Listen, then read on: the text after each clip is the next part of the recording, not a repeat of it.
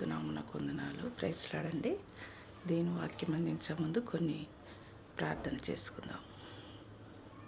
పరిశుద్ధమైన ప్రేమ గల తండ్రి, జీవం గల దేవానికి స్తోత్రాలు వందనాలు చెల్లిస్తున్నాం. నాకు ఇచ్చిన కృప ధన్యతను బట్టి నీకు స్తోత్రాలు వందనాలు.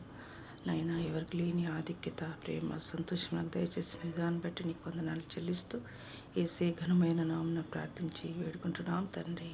ఆమేన్.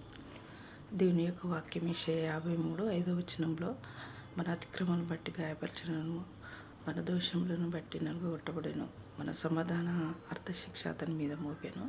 ఆయన పొందిన దెబ్బల చేత మనకు స్వస్థత, ఆయన పొందిన దెబ్బల చేత మనకు స్వస్థత, నెమ్మది, శాంతి, సమాధానము కలుగుచున్నదండి. మన అతిక్రమం చేత మన దోషములను బట్టి ఆయనను సిలువలో రక్తం కార్చి చనిపోయి తిరిగి లేచినాడండి. ఆయనకు 39 దెబ్బల వరకు రాళ్ళతో కొట్టినప్పుడు ఆయన పొందిన దెబ్బల చేత మనకు స్వస్థత, నెమ్మది, శాంతి, సమాధానం నశించు దానిని వెతికి రక్షించుటకు మనిషి కుమారుడు ఈ లోకానికి వచ్చినండి. ఆయనకు నశించుట ఎవరికి ఇష్టం లేదు. పాపల కొరకు వచ్చినాడు, మన కొరకు, మన పాపాల నిమిత్తం ఈ లోకానికి వచ్చినట్టుగా మనము వాక్యంలో గమనిస్తున్నామండి. నిర్గమకాండం 15:26 స్వస్థపరిచే యెహోవా నేనేనని వాక్యంలో చెప్పబడుచున్నది. ఆయన మనల్ని స్వస్థపరిచే దేవుడు, మనల్ని ఆదరించే దేవుడు అని వాక్యంలో చెప్పబడుచున్నదండి.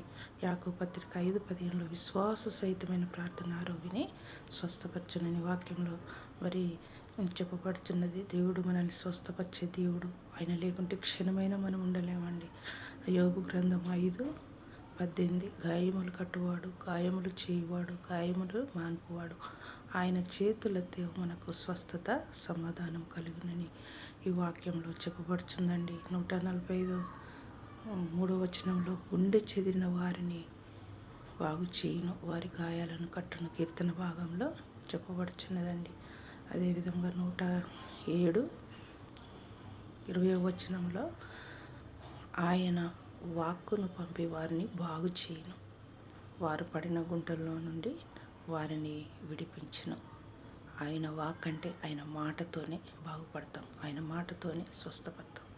ఆయన మాటలో స్వస్థత, ఆయన మాటలో నెమ్మది, ఆయన మాటలో స్వస్థత, ఆయన చింగులో స్వస్థత, ఆయన చూపులో, ఆయన నడకలో స్వస్థత ఉన్నదని మనం ఎరిగి ఉన్నామండి. 12 ఏళ్ళ రక్తస్రావం గల స్త్రీ కూడా ఎన్నో తిప్పులు పడింది, ఎన్నో బాధలు పడినది. కానీ చివరికి ఆయన మీద నమ్మకం, విశ్వాసం ఉంచి ఆయన వస్త్రాలు ముట్టింది. వెంటనే ఆయన రక్తధారాలు కట్టినట్టుగా వాక్యంలో మనము చెప్పబడుచున్నామండి. దేవునికి వందనాలు. అదేవిధంగా మత్తయి సువార్తలో 9వ అధ్యాయము 23-24-25 యాయిరు కుమార్తె, ఒక అధికారి కుమార్తె, చిన్న కుమార్తె అధికారికి ఏం తక్కువ ఉందని యేసు పాదాల మీద పడింది. నా చిన్న కుమార్తె చనిపోయినది, నా చిన్న కుమార్తెను